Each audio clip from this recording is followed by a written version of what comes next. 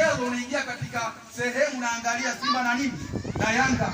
Laibun kama mchezo, laibun ni mchezo, walahun na nukudu. Yani Mungu aliona katika hii dunia kama nini, kama kudu, kama maneno yake Bwana Mtume sallallahu alayhi wasallam kwambia, lau kana fi dunya ta'dilu inda Allahi bijanaha ba'udatan, leo hii dunia ingekuwa na thamani mbele ya Allah tabaraka wa taala mfano ubao wangu tu, wacha ndege, wacha kitu gani, wacha nini, mfano ubao nini wangu, masaka kafiru minka sharabatan ma, kafira zingepata tama la nini na maji, lakini dunia si lolote, si chochote.